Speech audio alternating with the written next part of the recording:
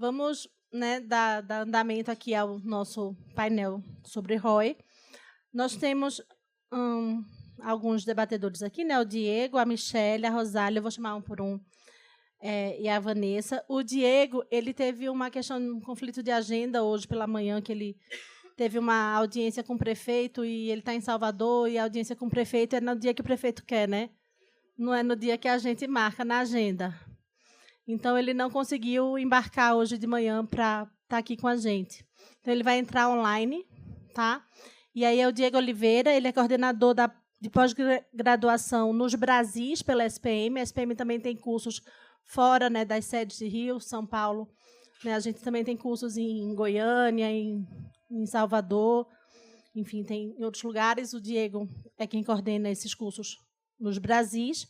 A gente vai chamar aqui para compor, então, a nossa mesa a Michelle Peixoto, ela é diretora de comunicação da Edux.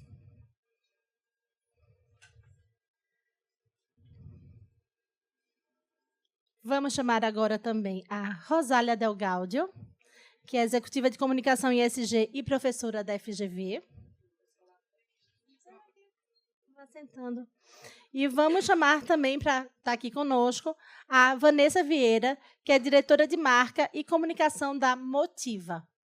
Sejam bem-vindas, meninas. Agora a gente tem um painel super feminino, né?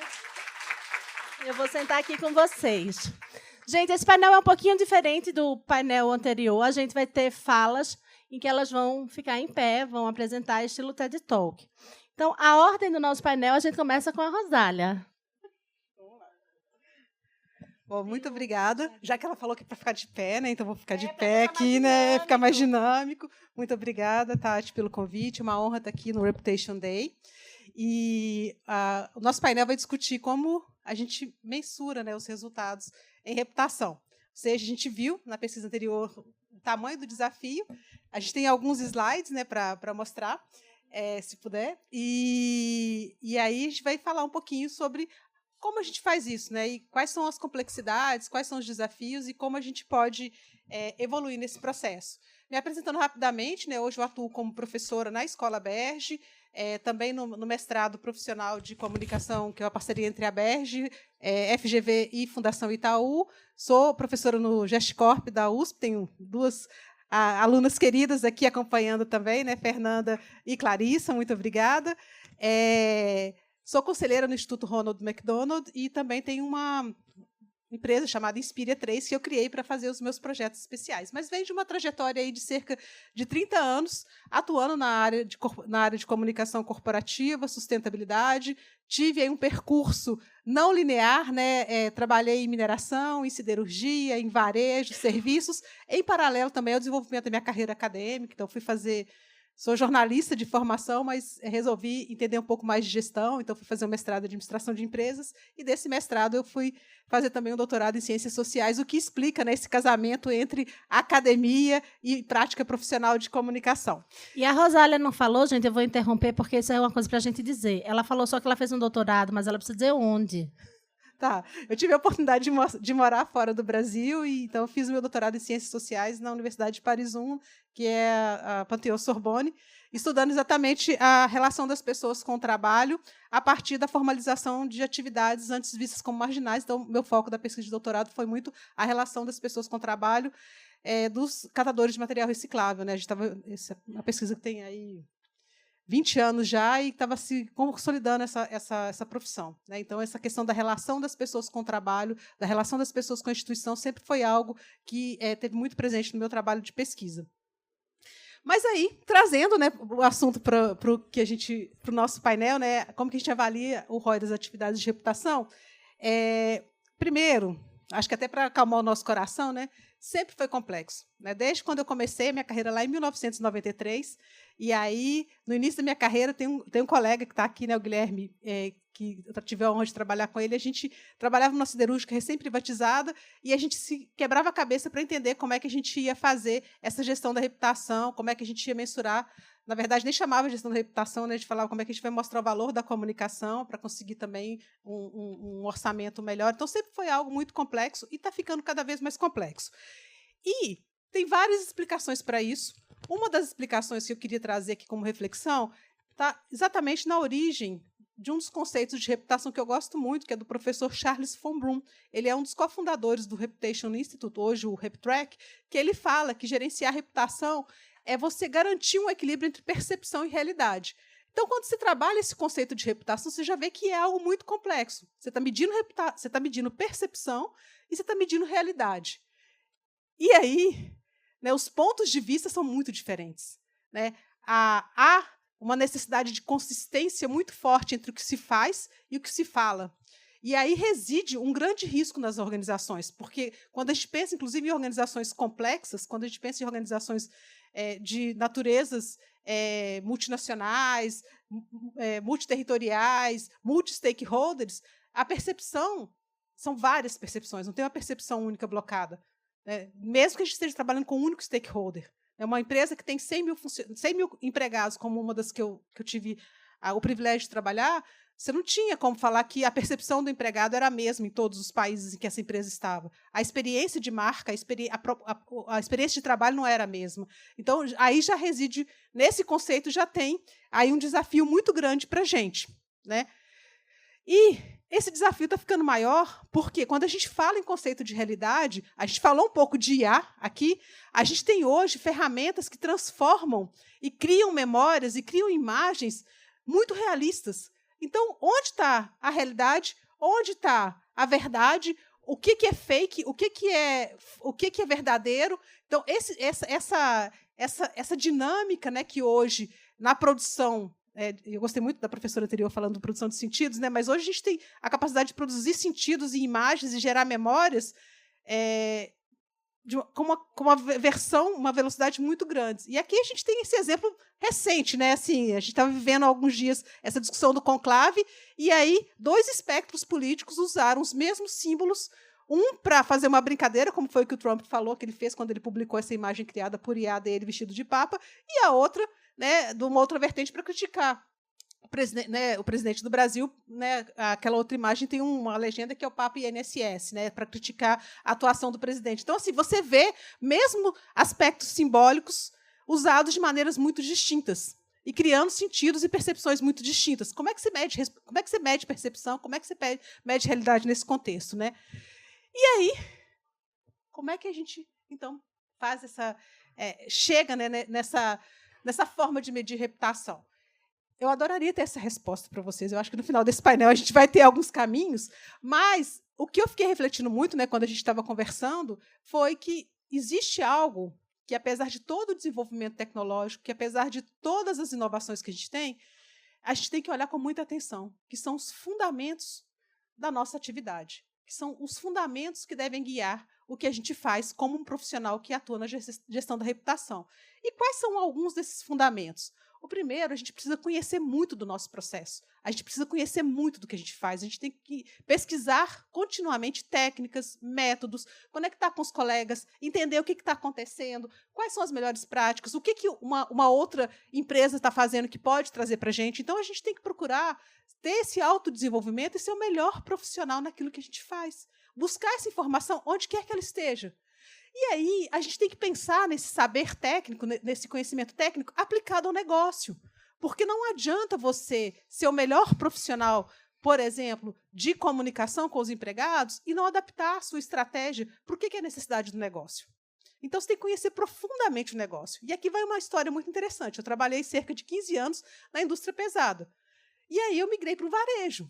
Do dia para a noite, assim, eu tive que mudar completamente a minha forma de gerenciar a crise, por exemplo, porque você gerencia a crise no varejo de uma maneira muito diferente. O fundamento é o mesmo, mas você gerencia o volume, a intensidade, o impacto, são naturezas muito distintas. Então, a gente tem que ter esse olhar para o negócio contínuo.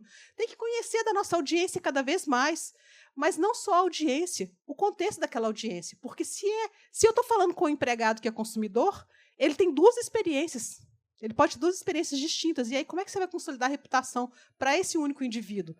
Então, assim, são pontos, né, são dicas, né, que eu queria deixar aqui para a gente ir refletindo, porque são fundamentos da nossa profissão. A gente aprende quando começa a atuar em comunicação, seja em qualquer dos processos que estão relacionados à gestão da reputação, que a gente tem que saber o melhor desse processo, a gente tem que aplicar esse conhecimento no negócio, a gente tem que conhecer a audiência e tem que entender o contexto onde as relações daquela audiência são construídas com a organização.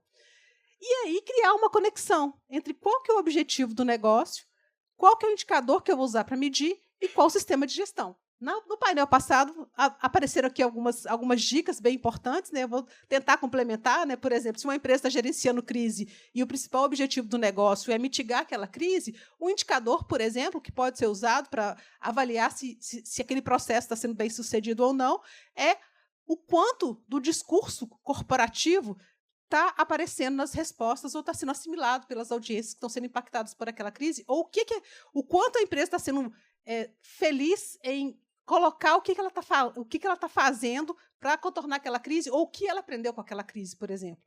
Se, por outro lado, é uma organização que está abrindo o mercado, que está querendo oferecer novos produtos e serviços, a gente tem aí um objetivo de ampliar o conhecimento daquele produto e serviço, e aí, né, você pode ter, por exemplo, um indicador que está relacionado à preferência, como alguns indicadores falaram aqui antes, ou mesmo o NPS, né, o Net Promoter Score. Ou se é uma empresa que quer trabalhar a marca empregadora ativamente, que precisa atrair os melhores talentos, a gente vai mensurar esse nosso resultado, conectando com o como é que está, por exemplo, a quantidade de candidatos por vaga, por exemplo, de oportunidades estratégicas. Então, aqui, estou dando uma dica de algo que eu acredito muito, que as métricas e o sistema de gestão e os indicadores de comunicação e de gestão da reputação têm que estar integrados no negócio. E acho que uma coisa que a pesquisa mostrou para a gente aqui é uma grande oportunidade de integrar mais as áreas de comunicação aos negócios. Porque quanto mais integrado está o nosso trabalho, mais fácil fica o nosso diálogo com as outras áreas e essa prova do valor do nosso trabalho. Porque se a gente estiver sozinho, como o Don Quixote, querendo defender a nossa bandeira sozinhos, isolados, pode ser que, se a gente trabalha com lideranças que são sensíveis à questão de comunicação, a gente vai conseguir espaço e território. Mas, se não, a gente vai ficar brigando aí por muito espaço. Então, aqui fica também uma outra visão, né?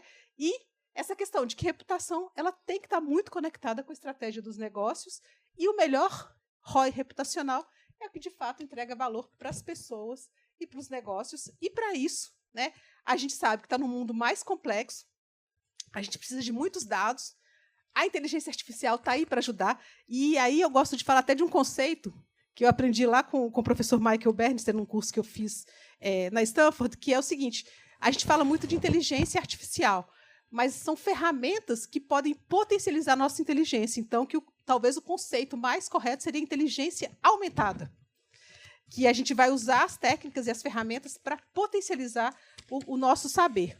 E, ao mesmo tempo que está tudo mais complexo, tem muito mais metodologia disponível. Quem dera eu, em 1993, a gente tivesse uma Newin para ajudar a gente a mensurar os esforços de reputação, a gente tivesse uma GlobeScan com a metodologia definida, o próprio RepTrack ou qualquer outras dessas metodologias disponíveis que a gente tem hoje para acompanhar os indicadores, mas tem um fundamento que permanece. Né? Esse fundamento de que a gente tem que ter um objetivo claro e a gente vai mensurar, né? As meninas estão rindo que elas escutaram falar muito isso, né? Qual é o melhor indicador? É aquele que mostra se eu estou no caminho certo, se estou no objetivo, e também criando essa conexão entre pessoas, estratégias e negócios. Então, em suma, gente, está mais complexo, mas tem mais ferramentas, tem mais necessidade da gente se desenvolver, mas a gente não pode perder de vista que, dentro de uma organização, ou prestando serviço para uma organização, nós, profissionais de gestão da reputação, estamos ali criando conexões, criando sentidos, e a gente não pode ser uma área isolada, a gente não pode estar aquartelado numa sala, a gente tem que estar muito integrado nas conversas, muito integrado na estratégia e capaz de dialogar com o negócio quase que de igual para igual. Bom, enfim, essas são as minhas crenças iniciais para a gente debater daqui a pouco, assim, um pouco mais. E por que não de igual para igual, hein? Muito bom. Gente, agora a gente vai receber o Diego. Tá, o Diego vai entrar com a gente aqui. Diego, vamos ver. Ele vai entrar pelo Zoom aqui com a gente. Olá. Olá, a gente te ouve. Agora eu só preciso te ver. Ok, eventos, me Agora eu ajude. te vejo, O meu slide está na tela? Tá. Boa Então, gente, é um tarde, prazer. Diego. Boa tarde, boa tarde. Bom, realmente eu tive uma reunião com o prefeito, mas dessa vez não foi de Salvador. A gente está expandindo os Brasis e eu fui chamado para uma reunião com o prefeito de Feira de Santana. São quase 2 horas daqui da cidade. Então, aí é a SPM levando para os Brasis. Então, prazer estar com vocês. Boa tarde. Então vamos lá, eu vou cumprir o meu papel. Tati, muito obrigado pela oportunidade. Você sabe o quanto que eu admiro o seu trabalho, o que você ensina em sala de aula e como que você leva isso pelos Brasis comigo. Eu falo que eu sou uma pessoa muito feliz em ter no time dos professores que tem esse projeto dos Brasis, você sendo essa pessoa responsável por falar sobre crise, reputação e assim por diante. Então, obrigado pela oportunidade e Ficou sem. Opa, eu mutei, foi charme. Apareceu a tela para vocês? Pronto, sim. Tá. Eu venho falando, né, e é legal ouvir a fala anterior, o quanto que a peça principal é a peça entre cadeira e computador. Ponto. Que bom que somos nós. E aí a gente vive num país, que bom, chamado Brasil, e a gente tem que cada vez mais entender o universo das pessoas de acordo com cada mercado. Aquele profissional que ainda pensa que fazer uma campanha para Salvador é a mesma para Recife e Fortaleza está enganado, outros ainda falam, Norte e Nordeste é tudo a mesma coisa. Se faz por paulista, faz por carioca e faz por mineiro, que também é tudo a mesma coisa. Então, não, são pessoas completamente diferentes e a gente precisa ir muito além do que se vê, né? Então, eu trago muito à tona a necessidade da gente ter aquelas perguntas básicas que todo mundo com certeza lembra. Quem são? O que fazem? Como se comportam? Que são as frases do Globo Repórter. E aí, a partir do momento que a gente sabe quem são essas pessoas e como elas se comportam, a gente pode sim fazer um estudo e pode sim criar uma narrativa para a gente ganhar e conseguir construir os laços fortes. Eu vejo que se é para falar de reputação, se é para falar de imagem, fica muito atrelado qual que é a construção de laços fortes que as marcas vêm construindo com os seus consumidores. E quando eu falo de laços fortes, é ser autêntico, é ser original, não é fazer bonito, é fazer legal, é fazer de acordo com o público e não de acordo com o que você acha, muito menos com a sua bolha. E aí, quando eu analiso essas oportunidades do Brasis, e que bom que eu estou com esse projeto aí dos Brasis, eu venho e começo a questionar se até que ponto que nós estamos trabalhando de maneira correta em falar que o Brasil é rico, médio e pobre. A gente sabe que existe um rico, rico, existe um rico médio e muito rico pobre achando que é rico rico. Do mesmo jeito que existe o médio rico, o médio médio, o médio pobre, e quando a gente vai para o universo da base, a gente tem aquele pobre pobre, o pobre médio e o pobre rico. E eu preciso entender com quem que eu quero falar e como que a minha marca quer se comunicar. Hoje, ao chegar aqui em Salvador de volta, eu achei muito interessante. Bateram na minha porta, eu recebi essa sacola, tá? A sacola é da marca de um supermercado X, que acabou de inaugurar perto da minha casa. E aí eles não. Lógico que eu sei como, né? Através dos dados. Eles conseguiram identificar quais marcas de produtos que eu consumo e eles mandaram entregar essa sacola, alguns falam bolsa, sacola, escrito um bilhete à mão, falando que isso era para alegar o meu dia, já que está um dia chuvoso e o final de semana tende a chover também. Ou seja, é muito mais do que simplesmente uma promoção. Eles conseguiram chamar a minha atenção e criar uma construção de laços fortes, ou seja, falaram direto comigo. E aí a gente vai entender que, ao pensar em falar com as pessoas, em criar essa relação, é muito mais do que a gente pensar nas métricas que eu considero velhas, quando a gente pensa no mercado de comunicação, principalmente trazendo para a área de mídia, na área da propaganda. Eu quero saber quantos likes, eu quero saber qual foi o engajamento, o impacto, o custo por clique, são várias letrinhas para fazer uma sopa que acaba confundindo o profissional de marketing ao contratar para entender, e do outro lado, balança a cabeça, estou entendendo, e no fim não está entendendo. E aí, para que tenha uma boa imagem, para que tenha uma boa reputação e para que crie este laço, eu vou muito mais na linha das conexões reais, essas conexões que a gente chama transformadoras, né? Onde eu tenho que entender, além dos laços fortes, quais são essas conexões emocionais? Qual é o legado que essa marca tem na minha vida? E qual que é a análise etnográfica que eu posso fazer? Recentemente, uma ex-aluna de São Paulo, me ligou e falou assim: professor, a gente precisa da sua ajuda. A gente fez uma campanha, é uma marca grande, mas a gente fez uma campanha e nós estávamos aqui usando uma ferramenta X de gerenciamento, e aí várias pessoas em Salvador estão falando porra, porra, porra, porra, porra. O que que a gente errou? Aí eu comecei a rir. Aí eu falei: então, aluna fulana, parabéns, a campanha foi um sucesso, que porra em Salvador é legal. Olha que interessante, gente. Eles têm uma ferramenta maravilhosa, só que a pessoa que estava fazendo a análise, as pessoas entre cadeira e computador, todos acharam que porra era uma coisa ruim. E ao contrário, porra é uma coisa legal aqui em Salvador. Então a gente precisa entender e fazer uma análise etnográfica correta e ir além dos números. A gente tem o grande defeito e o problema de falar, tá todo mundo falando mal. Todo mundo quem? Vamos entender quem são essas pessoas? Ah, mas tá todo mundo rejeitando a minha campanha. Quem é esse todo mundo? Todo mundo falou mal. Quem é o todo mundo? E na hora que a gente vai entender quem são essas pessoas, o que que elas estão falando, como que elas estão se comportando, será que realmente são pessoas que têm o poder de prejudicar a relação que o indivíduo tem com a marca com o indivíduo? Então a gente precisa sim entender cada vez mais essa métrica, olha, essas métricas pelo olhar real, cultural e transformador, e lembrando que o que a gente busca hoje é repercussão. Mesmo que você não queira, aquilo vai ser repercutido.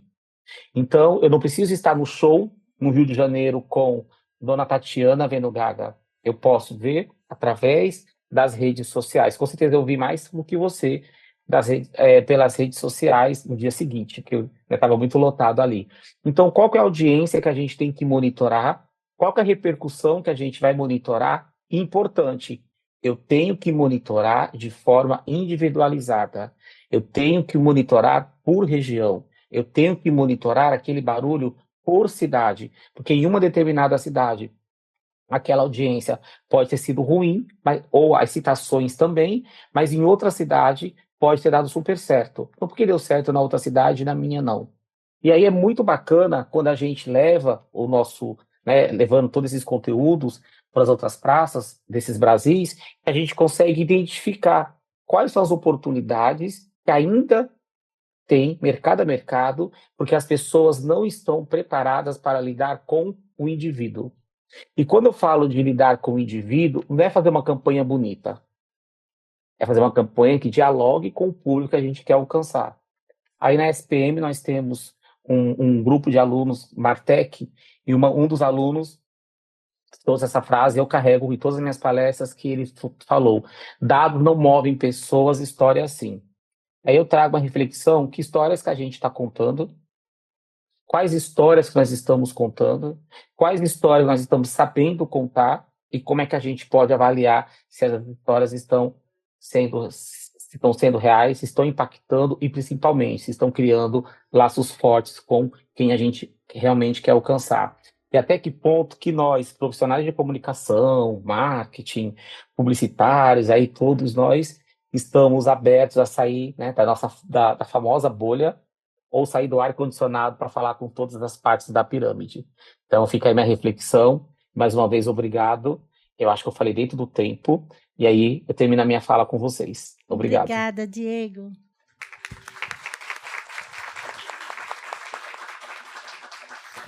Agora a gente vai ter o lado da Michele e da Vanessa, que vai mostrar na prática como isso está acontecendo. Michele. Boa tarde. Primeiro, eu queria agradecer o convite de estar nessa casa, que é uma casa de referência aqui para a nossa área, e agradeço muito a oportunidade de estar falando aqui com vocês. Eu trabalho na Edux, na diretoria de comunicação corporativa. Temos uma equipe enxuta, né, que eu acho que a maioria das equipes hoje em dia é bem enxuta.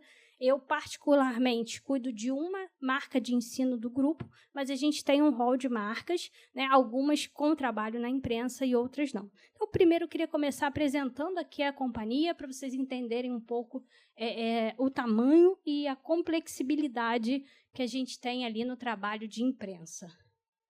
Bom, cerca de 16 mil colaboradores, tá? É o pessoal da Edux, entre professores e funcionários. É uma organização, né, uma holding que tem instituições de ensino, são 1,4 milhão de estudantes, 1.500 cidades a nossa presença, mais de 100 campos, 2.500 polos de ensino. Então, é muito grande, e geograficamente no Brasil inteiro. Tá? É complexo, né, para a nossa área aqui de imprensa atuar. Né? Temos cerca de 40 profissionais que geram, em média, 100 notícias por dia.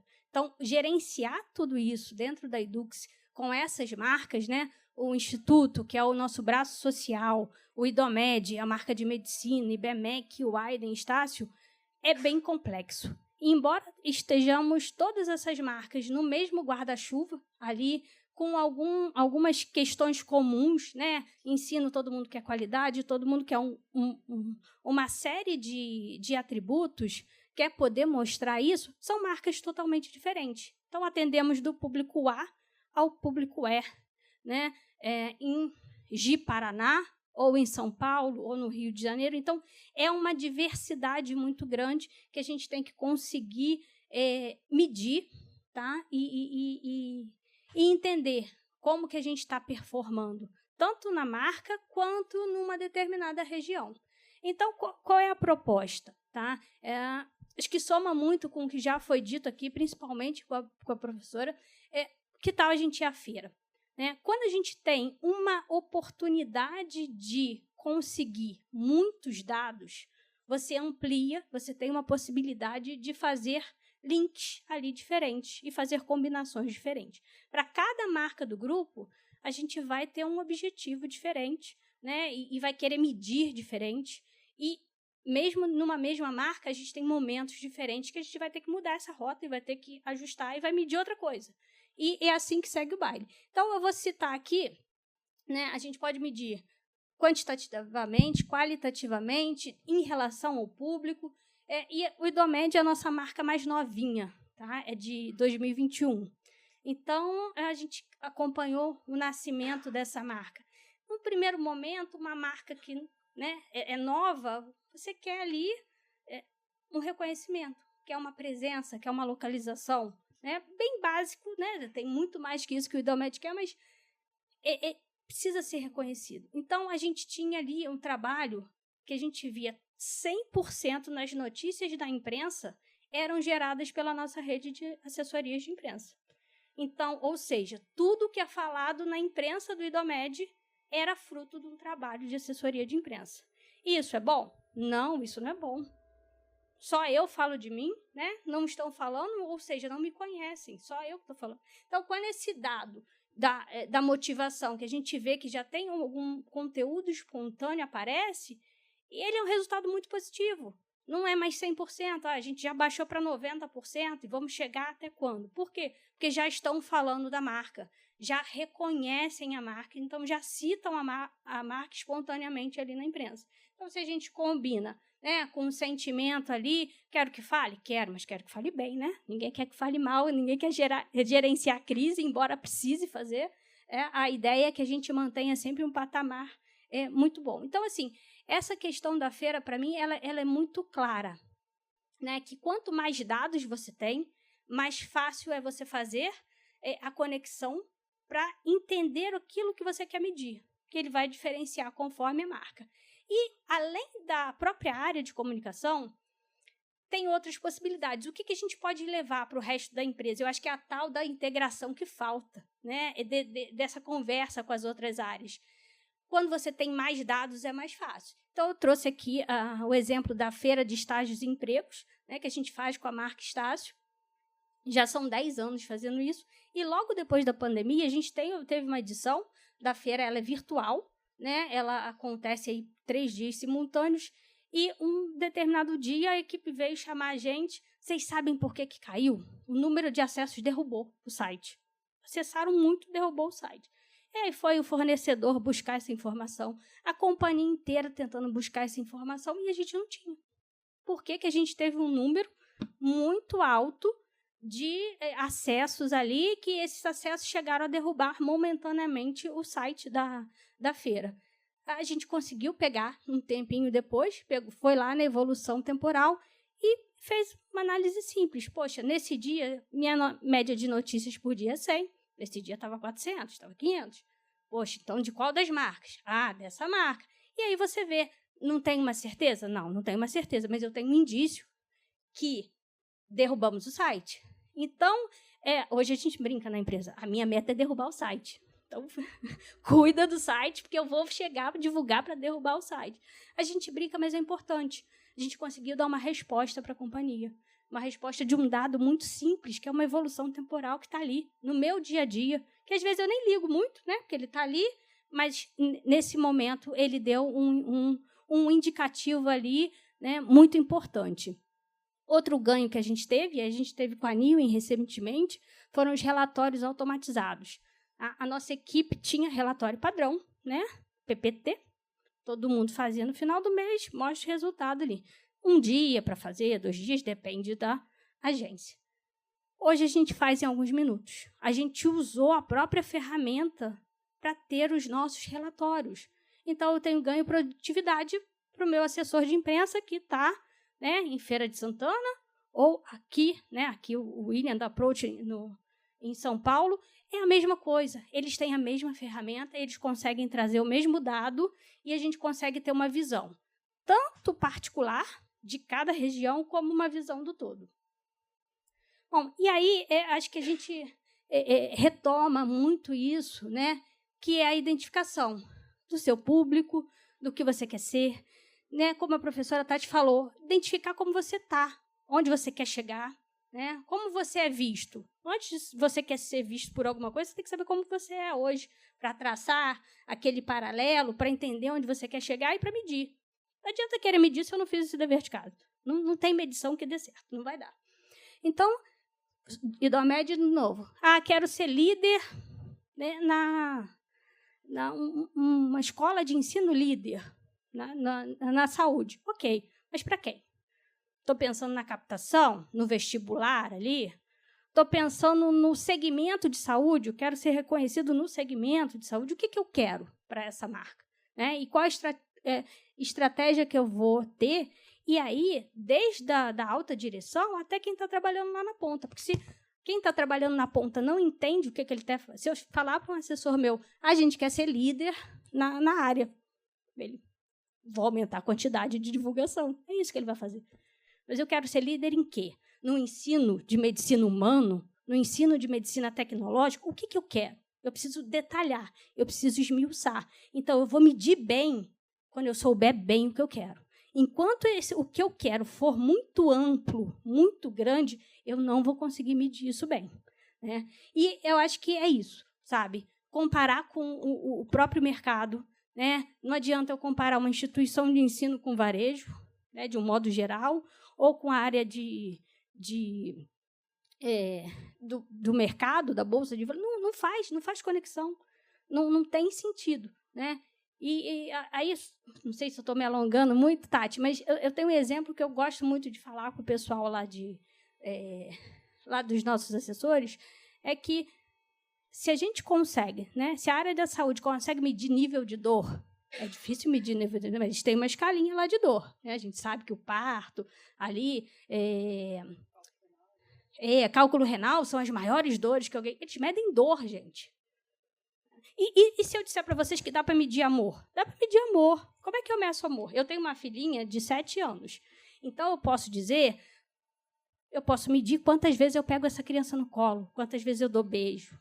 Faz sentido? Pode fazer. Agora, para a minha mais velha de 12, que é maior do que eu não vou pegar no colo. Então, eu não amo? Não, eu amo, só que eu trato diferente. Né? Ela me chama de cringe. E é isso, sabe? É isso. Eu tenho ali 2 crianças numa mesma casa, com idades diferentes, e eu tenho que levar isso em conta. O amor que eu dou é o mesmo, mas eu preciso medir diferente, porque eu tenho que respeitar toda aquela particularidade. E é isso que faz sentido. Então, esse é o pulo do gato. Tá? Para a gente, na Edux, Esse é o pulo do gato. Eu acho que ferramenta não é o problema. O difícil é a gente fazer a conexão certa. Muito bom, Michele. Agora a Vanessa. Acho que a gente vai ver um filme, né? Vamos ver um filme para vocês entenderem a Motiva, quem ainda não entendeu. O brasileiro não sabe ser pequeno. É da nossa natureza mover a vida como gigantes. Se o assunto é festa, movemos a maior de todas. Da mistura de crenças, movemos a nossa fé. Somos gigantes em como movemos uma das maiores economias do mundo. Gigantes por mover o nosso olhar sempre para frente. Com o desafio de mover os brasileiros, não é diferente. É também preciso ser gigante. Por isso a CCR, maior empresa de infraestrutura e mobilidade do Brasil, está movendo a sua marca para um novo momento. A CCR agora é Motiva. Mais do que trilhos, estradas e aeroportos movendo o Brasil. Uma marca que já nasce gigante como você. Motiva. Você nos move. Pessoal, boa tarde. Quis começar essa fala trazendo o filme, porque acho que ele ajuda a contextualizar um pouquinho qual é o nosso desafio de comunicação na Motiva, recentemente rebatizada de Motiva, antiga CCR, né? Somos uma empresa de mobilidade, de infraestrutura de mobilidade, que gerencia, né, 20 aeroportos, 11 concessionárias de rodovias, 6 operações de trilhos, algumas aqui em São Paulo, outras no Rio, na Bahia. Então, a gente costuma dizer que a gente funciona em modo zero, né, de crise, um modo de gestão de crise constante, porque acaba não sendo uma possibilidade, mas uma probabilidade que alguma coisa vai acontecer, né, quando você movimenta em aeroportos 46 milhões de pessoas por ano, por dia, em trilhos, 3 milhões de pessoas, 3 milhões de aberturas de porta nos nossos trens a cada dia, né? 2.500 atendimentos acontecendo a cada dia nas nossas rodovias. Então, assim, a probabilidade disso acontecer é muito grande. Então, assim, mais do que fazer gestão de crise, que é uma coisa que é uma realidade ali para a gente, dia a dia, a gente também tem que trabalhar na gestão dessa reputação. E, para isso, obviamente, tem o trabalho de PR, tem o trabalho de patrocínios que a gente faz, né, muito atrelado ali ao nosso Instituto CCR, que é o nosso braço de investimento social, investimento muito forte que a gente faz em cultura, em educação. Então, é um braço também dessa gestão de reputação. As campanhas também que a gente faz. E essa campanha, acho que também ilustra um pouco essa gestão de reputação, né? Acho que num nível até mais profundo, porque aqui a gente está falando até de uma reconstrução, né, da sua identidade, de um reposicionamento de marca naquilo que vai mais fundo, na sua identidade visual, no seu nome.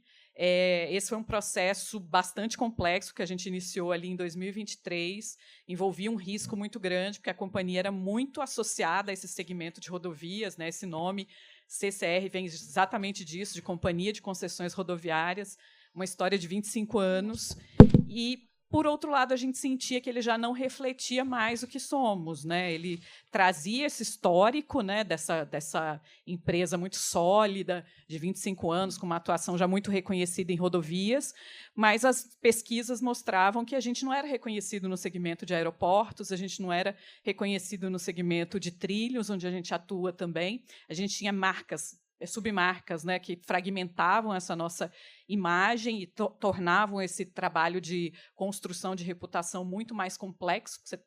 Você divide, né, e dilui recursos, tempo, pessoas, né? Então, a gente sentiu a necessidade, de um ponto de vista de arquitetura de marca, também concentrar esses esforços, proporcionar mais sinergias, usar esses recursos de uma forma mais inteligente.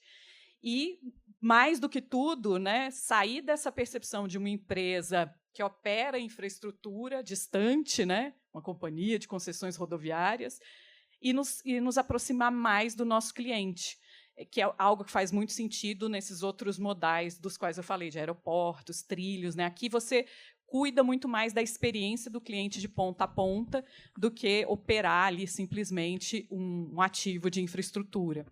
Então, a gente sentia que, no momento em que estamos, fazia muito sentido dar esse próximo passo. E, para isso, também, né, é necessário cuidar muito mais da sua relação com o seu cliente, gerir muito mais de perto a sua reputação. E é óbvio que a gente não faz isso sem dados, né?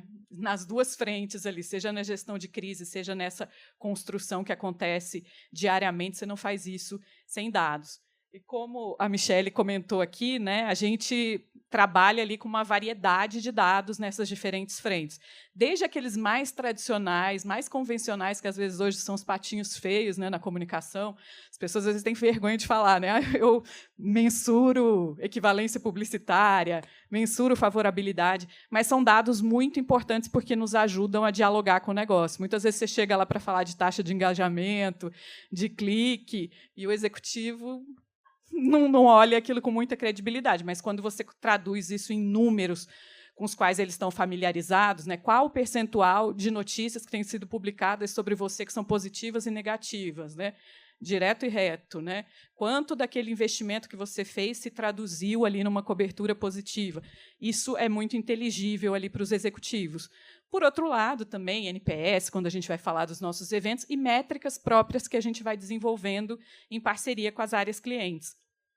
No caso do Instituto, por exemplo, como eu mencionei, em que a gente faz patrocínios, né, havia essa necessidade de mensurar qual é o retorno que esses patrocínios estão nos trazendo, né? Como é que a gente, um caminho que a gente encontrou ali foi conciliar, né, o valor que a gente investe no patrocínio propriamente dito, o valor de ativação, e conciliar isso com a taxa de equivalência publicitária. Então, a gente construiu um ROI ali dos nossos patrocínios. Exatamente, né? A gente usa, inclusive, essa nomenclatura. E essa variedade de dados combinada nos ajuda a medir a saúde da nossa reputação, e esse é um pouco do trabalho que a gente tem procurado fazer. Acho que é mais ou menos isso, e fico à disposição aqui para as perguntas agora na próxima fase. Muito obrigada. Enfim, a gente agora vai para as perguntas, gente. Temos aqui o seguinte. Michelle, você falou muito sobre mensurar o que precisa ser mensurado. Conta para a gente como e por que você customizou a ferramenta para ter informações sobre a equipe. Esse é um ponto que ninguém falou ainda, a produtividade da equipe. Perfeito. A gente teve um caminho muito grande com a Newin, né? Desde o início, desde a conversa, até antes de fechar, né, a parceria, a gente foi conversando muito. E eu cheguei no meio do caminho disso, né? E aí a gente foi entendendo como funcionava, pedi um ajuste aqui, outro ali, e esse diálogo foi indo, a gente conseguiu chegar num patamar que estava todo mundo feliz. Todo mundo feliz, menos eu. Eu não estava feliz. Por quê? Eu cuido ainda hoje. Antes eu cuidava do Instituto Edux e da Estácio. Hoje eu cuido só da Estácio para conseguir me dedicar melhor a ela. Eu tinha uma pessoa, tem um colaborador na equipe, né, um par meu, que cuida do IDOMED com IBMEC, né, a área premium. Temos a Widen Instituto. E eu com a Estácio. E eu não conseguia ficar feliz. Por quê? Porque é muito grande. Grande em termos de capilaridade. E eu preciso entender. Tem cidadezinhas, né, como eu falei aqui, Ji-Paraná, Rolim de Moura, a gente está lá. E eu preciso entender, enxergar ele ali, né, como eu enxergo São Paulo, como eu enxergo uma outra capital grande. E precisava fazer sentido para mim. E a gente não conseguia ver. E no Rio, por exemplo, eu tenho 3 assessores. Um para a região serrana, um para a região sul-fluminense e o outro para o Grande Rio. E eu consegui, os 3 estão trabalhando, mas quem está fazendo o quê? Eu tenho um resultado só do Rio. Eu não conseguia pegar por cidades, né? A Newin me dá cidades, mas tinham ali um território cinzento, um conflito que eu não conseguia saber de quem era. E se eu não sei de quem é a publicação, eu não posso pegar que se isso está dando certo e incentivar, ou eu não consigo corrigir também o erro, eu não consigo corrigir a rota. Então, eu precisava sair de uma visão de marca ou de Estado para uma visão de lupa mesmo, sabe? Aquela visão de que aqui tem um problema, então eu tenho que ir no detalhe, eu tenho que pegar na lupa. E um belo dia eu chamei a Raíssa, tá aqui, né? Falei, Raíssa, eu quero conversar com você. Não, mas o que está acontecendo? Raíssa, é um desabafo. Passa uma reunião à parte, não com todo mundo, só comigo, que eu quero chorar para você. E aí eu passei para a Raíssa qual era a minha realidade, como é que era a dor. E isso envolve o gerenciamento dessas pessoas, né? Literalmente o emprego dessas pessoas, das métricas de produtividade que elas têm. Eu preciso enxergar quem está trabalhando bem e quem não está trabalhando bem. E eu chorei para a Raíssa, né, Raíssa? A gente fez assim, ela entendeu, a gente não tinha uma solução ali naquele momento, mas ela entendeu qual era a minha dor, né? E assim, eu não tinha muita esperança não, tá? Eu fui falar porque eu precisava contar, porque estava todo mundo muito feliz e eu não estava feliz, e eu não podia fingir que eu estava feliz se eu não estava. E aí a Raíssa falou, não, eu vou pensar, eu vou levar isso para dentro de casa e depois a gente volta a conversar. Aí levou um tempinho, aí a Raíssa voltou, tem novidade para você. Eu, opa, tem novidade para mim? Já fui saber. Então a gente criou essa solução. Essa solução, eu passei a minha dor, a Newin criou lá uma forma que cada assessor de imprensa meu pode marcar que aquela notícia é dele, né? E isso interferiu no relatório que a gente mudou e passou a usar por causa disso, porque isso me dá mais certeza de dado. Aquela coisa que era manual hoje é automática, então eu confio muito mais no dado que está vindo, porque é a Newin que está me entregando. E não é só o meu assessor que está ali, né, catando milho, vamos botar assim, e formando no PPT. Então, assim, hoje eu consigo enxergar o trabalho de cada um deles. Porque a gente criou, né? A gente chama lá de botão. É o botão. E passou aí 1 ano treinando o pessoal para usar o botão até expandir isso até para as outras marcas do grupo. Muito bom, gente. Parabéns. Agora eu vou ter uma pergunta para o Diego, que eu vi que ele apareceu aí também, né? Então vamos botar ele na conversa. Diego, nas suas andanças pelo Brasil, né, o que você destacaria? A gente está falando muito dessa segmentação, dessa coisa mais, né? A gente olhar com a lupa, olhar naquele lugarzinho, mas e se a gente quiser ter também uma boa reputação nacionalmente? O que a gente tem em comum? Ou o que a gente poderia destacar para alguém que queira ter uma boa reputação nacionalmente? Vou sair não, viu? Eu tô acompanhando toda a conversa. Falou Rolim de Moura, lembrei da minha ida, Rolim de Moura, de Paraná. É grande. Vamos lá. É interessante esse painel que que eu estou participando, porque eu estou fazendo várias análises aqui na minha cabeça e pensando como é que as marcas conseguem realmente gerar a tão desejada reputação, sendo positiva, e criar esses laços fortes que eu comentei na minha fala. Eu vejo que, mesmo que a conta, né, seja nacional, o olhar ele tem que ser regional.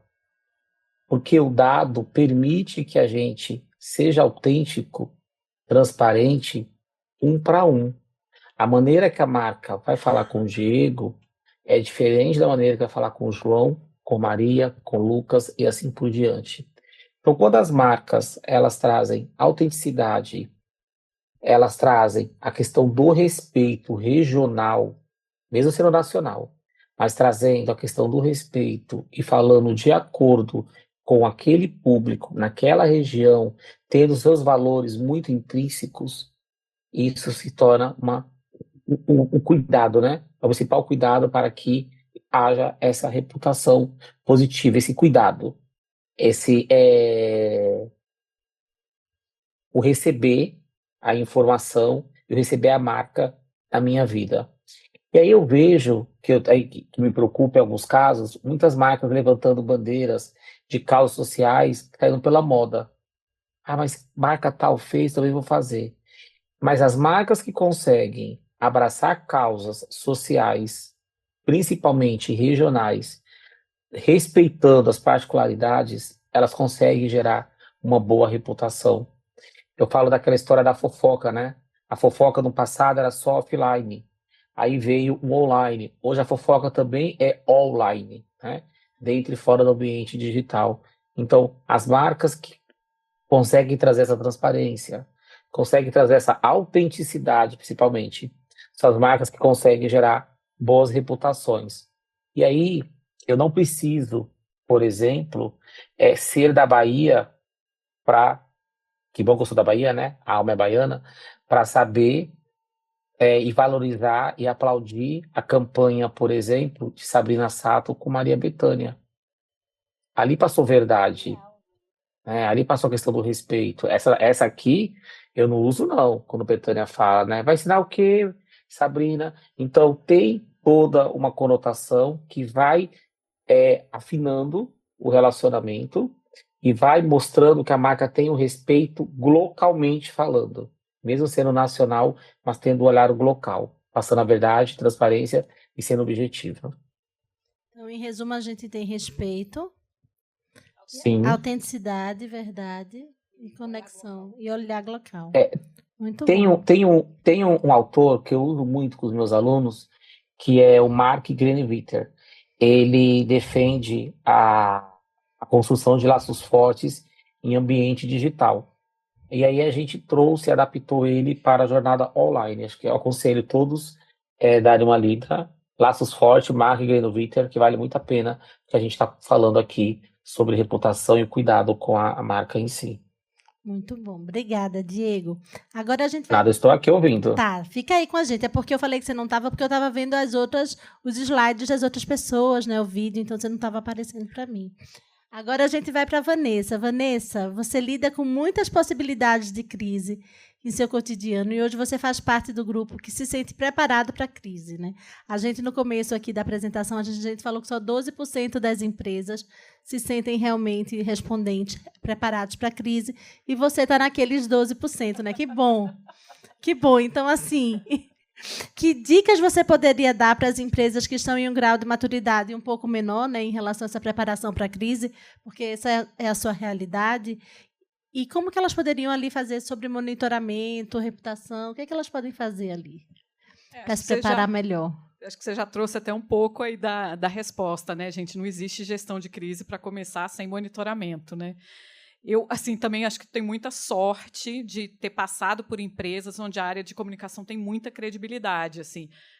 Aquilo que a Rosalia comentou ali, né, às vezes de uma área de comunicação que está fechada na sua salinha e que não tem aquela credibilidade. Tive a sorte de passar por empresas onde a comunicação tinha um valor e tem um valor estratégico muito grande. No negócio onde eu estou hoje, a percepção que a empresa tem diante da comunidade, diante dos seus públicos de interesse, né, do poder concedente, fornecedores, da sociedade mesmo, né, é a sua licença social para operar realmente, né? Se você não tiver gerenciando isso constantemente e diante dos riscos ali com os quais a gente lida diariamente, você tem um risco ali para a continuidade do seu negócio. Então, assim, o primeiro ponto, eu acho que é esse, né? Assim, você ter esses dados à disposição é crucial, e isso te ajuda também a ter credibilidade diante das outras áreas do negócio na hora que você traz a sua opinião e a sua recomendação. O que as redes estão mostrando, né? Você traz um termômetro ali naquele momento. O que a imprensa está trazendo, está dizendo aquilo está crescendo, está em escalada, né? Isso, você ter esses dados à disposição, te dá uma credibilidade muito grande na hora de trazer essas recomendações. A parceria com as outras áreas, um outro ponto que foi trazido aqui também, né?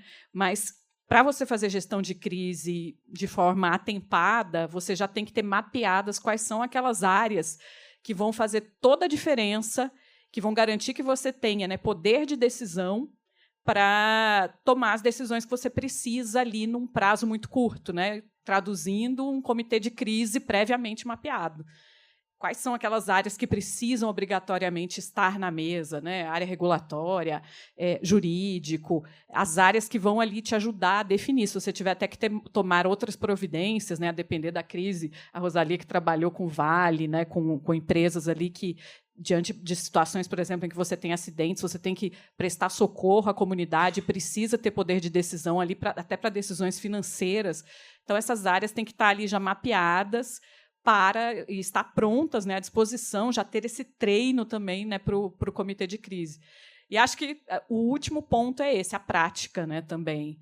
Se você trabalha numa empresa que, para quem a gestão de crise não é uma realidade, né, que sorte, que bom, mas porque possivelmente você não tem sido provocado e desafiado a isso, mas é uma ótima oportunidade para treinar, simular e praticar, porque da próxima vez você já vai ter aquilo automático, né? Quem são as pessoas que precisam ser acionadas, que dados você já precisa ter à mão, que informações você vai ter que apurar, né, de cara para fazer essa gestão atempada. Então, acho que é um pouco isso. E não passa, né, e essas decisões tão mais acertadas serão quanto melhor a qualidade dos dados que você tiver à disposição. Então, acho que esse seria um pouco o caminho ali que eu trago da minha experiência. Muito bom mesmo, gente. Agora eu vou fazer o seguinte, a gente tinha previsto que ia ter perguntas, mas eu vou fazer uma inversão. Eu vou fazer a pergunta aqui da Rosália. Rosália vai falar sobre inteligência artificial, já dando aqui uma deixa, e aí vocês trazem o que vocês iam trazer no encerramento. E aí depois a gente abre para pergunta. Senão o pessoal vai dispersar e aí a gente não mostra, tá? Então, o pessoal está preparado, né, já para... Certo. Então, vamos lá, Rosália. Não, gente, não é crise, é terreno onde todo mundo... Rosália, que cuidados você recomenda para a gestão da reputação e para a mensuração da reputação nesse mundo em que temos tantos avanços da inteligência artificial?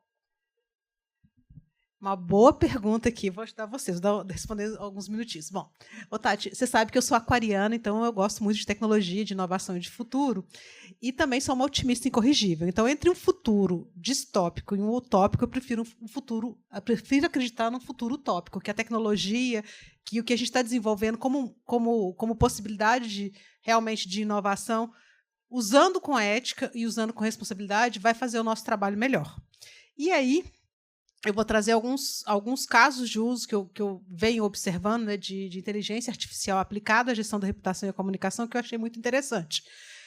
No ano passado, eu estava no congresso da Associação Internacional de Comunicadores Empresariais e é claro que o assunto inteligência artificial dominou praticamente todos os painéis e a gente viu apresentações muito interessantes, por exemplo, de treinamento de porta-vozes usando inteligência artificial, criando um agente em que o próprio porta-voz ele era treinado, ele recebia as mensagens-chave e ele se auto-treinava e se auto-avaliava como uma ferramenta de IA. O que isso traz de ganho em relação a um treinamento media training normal, tradicional? Você ganha em produtividade, em escala e, muitas vezes, você está treinando um executivo, não sei quem teve essa experiência de treinar um executivo, e se você é da companhia, né, se você é da equipe dele, você vai dar um feedback e aquilo pode gerar algum desconforto. Então, você também tira essa pessoalidade no feedback. Então, esse eu achei um uso muito interessante. Outros usos interessantes também foram de testes de posicionamento. Então, você emula, né, realidades e percepções e tem uma boa base de dados. Para isso, você precisa ter uma excelente base de dados e processos muito confiáveis. Né? Você não pode usar ferramentas gratuitas, tá, gente? Porque a gente sabe que segurança da informação nessas ferramentas gratuitas não é o ponto mais forte. Mas você emula e você simula um contexto e você treina posicionamentos e vê o quanto aqueles posicionamentos podem ser críveis ou não. Então, esse é um uso bem interessante aí que a gente pode ter. E aqui no Brasil tem uma empresa de marca, BWGIA, que ela está fazendo um experimento muito interessante de criar agentes de comunicação e de marketing e aí simular, né, territórios de marca e de propósito e ver o quanto aquilo conversa ou não com a audiência. Então, aqui eu falei dessa visão positiva de quanto essas ferramentas eventualmente podem nos ajudar. Acho que a Simone não está aqui, ela tinha feito a pergunta antes do quanto a gente poderia usar a inteligência artificial para prever o futuro. Acho que as respostas do painel foram excelentes, eu só queria acrescentar que os agentes de inteligência artificial sabem o que a gente ensina para eles, eles têm a capacidade de processar dados. Então, essa visão prospectiva e de futuro realmente ainda é um desafio, mas ela pode ajudar a gente a criar outras soluções ou ter outras percepções e outras respostas. E aí usar de uma forma mais criativa aí, ou pensar em ideias que eventualmente não foram pensadas e tratar dados com velocidade muito grande. Então, esse é o uso positivo. As questões que podem representar riscos, eu acho que a gente falou de algumas aqui, né? A principal, a gente tem um cenário onde você tem a possibilidade de criar imagens realistas com uma velocidade muito alta. Isso, mal usado, pode gerar aí, fontes de crise muito grandes, e uma das discussões também que vem sendo feita muito é como a gente incorpora no mapa de crise das organizações os riscos associados ao uso de inteligência artificial, né? Então, aí, até aquele cuidado de quem governa, de como é feita essa governança do uso da inteligência artificial nas organizações, é um ponto que a área de comunicação, a área de gestão da reputação pode também provocar, e treinar as pessoas, né? Uma vez que a organização decidiu qual vai ser a política, qual vai ser a conduta que ela tem em relação à inteligência artificial, todo mundo precisa saber, né?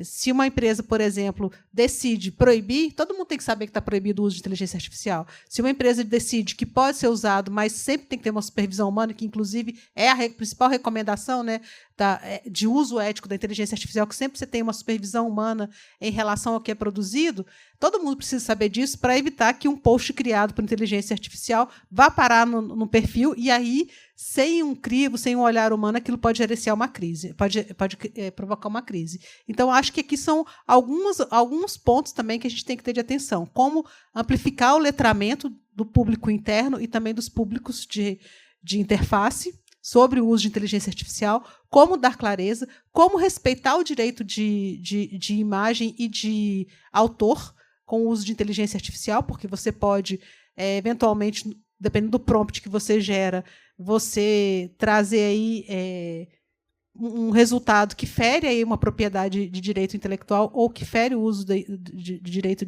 de imagem, e ter esse cuidado também com a quantidade exorbitante de conteúdo audiovisual que pode ser criado e que pode ser, eventualmente, detrator da sua marca. Imagina que duas marcas concorrentes resolvam digladiar e criar conteúdos falsos umas sobre as outras. Estou falando aqui de um uso absolutamente equivocado, errado e antiético, que não é o que a gente pratica na comunicação. Mas imagina que isso acontece e isso gera crises. Você tem que ter previamente a vacina, você tem que ter previamente uma quantidade de respostas e uma preocupação com o monitoramento para poder responder isso de uma forma muito rapidamente. E aí, o uso correto da inteligência artificial, eventualmente, de testar se o seu posicionamento está crível ou não, e se está crível ou não para as diferentes audiências. Então, eu diria assim, que tem realmente uma grande oportunidade de a gente avançar em soluções criativas e diversificadas com velocidade, mas, ao mesmo tempo, o lado sombra disso é que isso também é um risco, se a gente não tiver esse letramento e essa clareza em relação à cultura e o que pode e o que não pode em relação à inteligência artificial. Muito bom. Obrigada. Vem, gente.